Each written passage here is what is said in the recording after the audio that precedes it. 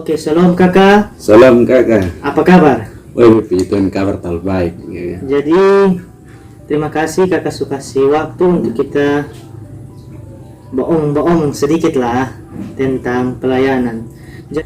Kalau kakak sendiri melihat peran pemuda itu seperti apa kalau dalam gereja? Kalau bicara pelayanan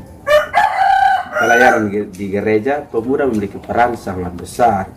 Karena ketika kita bicara mengenai pemuda itu mereka adalah orang yang akan mengambil tongkat estafet pimpinan dalam gereja. Jadi mereka tuh sangat perlu dalam gereja. Jadi seharusnya para pemuda di gereja itu dong harus memiliki kehidupan yang diperkenalkan oleh Tuhan. Jadi sehingga ketika mereka terlibat dalam pelayanan, mereka bisa menjadi contoh-contoh bagi mungkin baik di dalam gereja maupun di luar. Apakah kakak lihat sekarang pemuda ini aktif kosong di gereja? Yang kakak selama ini yang kakak lihat, tidak perlu kita sebut gereja mana, tapi antusias pemuda dalam pelayanan ini kakak lihat seperti apa sekarang? Kita lihat untuk saat ini kita temukan pemuda kurang terlibat dalam pelayanan dalam gereja. Mungkin karena mereka merasa karena mereka muda, atau mungkin karena mereka merasa ada yang dipertemukan lebih cepat ada ajak orang untuk masuk dalam pelayanan, tapi mereka mengatakan dong ini sebenarnya sudah layak. Tapi di sini memang katakan untuk melayani ini bukan bicara tentang layak atau tidak, tapi bicara bagaimana mau atau tidak. Mungkin menurut beta itu sih kak.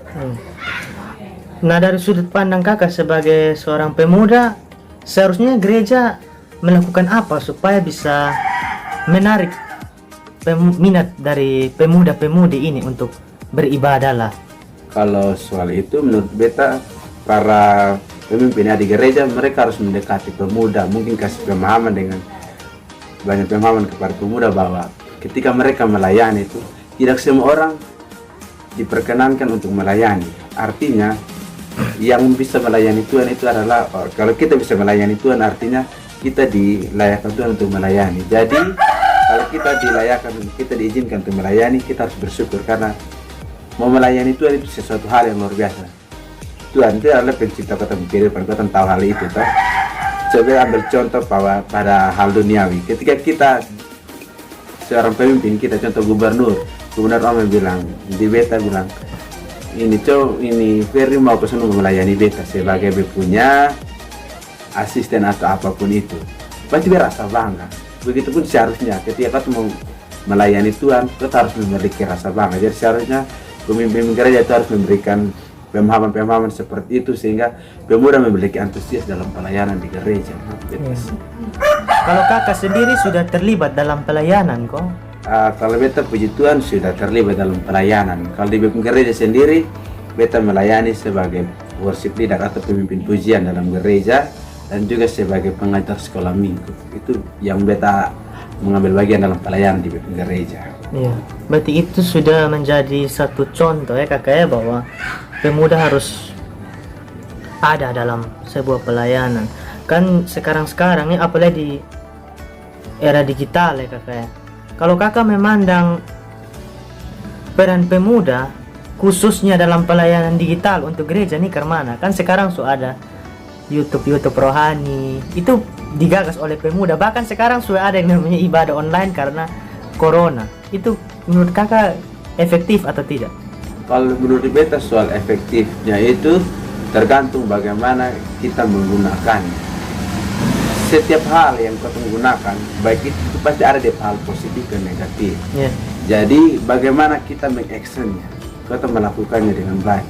Jadi menurut beta untuk tentang di pelayanan secara digital itu sangat bagus, apalagi dalam keadaan pandemi begini kita semua boleh berkumpul. Bagi beta itu cukup efektif. Jadi tinggal bagaimana kita mau mengelolanya dengan baik sehingga hal-hal yang tidak kita inginkan yang membawa kita pada hal negatif itu bisa tidak terjadi. Menurut beta sih kakak. Oke.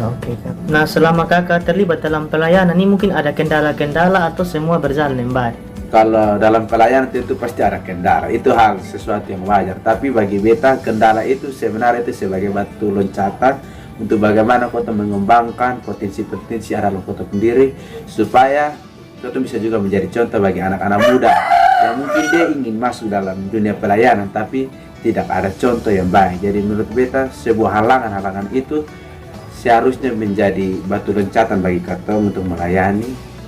Itu sih mungkin menurut beta kan. Oke, berarti pemuda harus aktif dan mengambil bagian dalam pelayanan gereja ya kakak ya. Ya. Tapi mungkin kakak bisa kasih tips dan saran untuk para pemuda-pemudi Kristen supaya harus terlibat dalam pelayanan. Mungkin kakak bisa kasih saran. Oke, kalau beta untuk saran bukan berarti beta lebih wow atau lebih luar biasa dalam pelayanan. Tentu beta juga punya kekurangan, tapi karena kakak minta untuk beta berikan saran atau apapun itu, beta juga bilang, kotong melayani, yang pertama kotong harus tahu bahwa pelayanan itu harus didedikasikan semua untuk Tuhan. Jangan untuk dilihat orang bahwa oh ini anak luar biasa, anak Tuhan karena dia pelayanan. Dan yang kedua, soal pelayanan ini bukan soal bagaimana kita ini bisa atau tidak, ini soal bagaimana kita mau. Ketika kau mau, kalau kau punya keterbatasan, di situ Tuhan akan bekerja. Itu menurut beta sih dua hal yang bisa bagikan. Menurut beta cukup itu saja. Oke, terima kasih banyak kakak bisa berbagi untuk ketong semua kaum muda-mudi. Semoga apa yang kakak sampaikan bisa bermanfaat. Shalom kakak. Salam.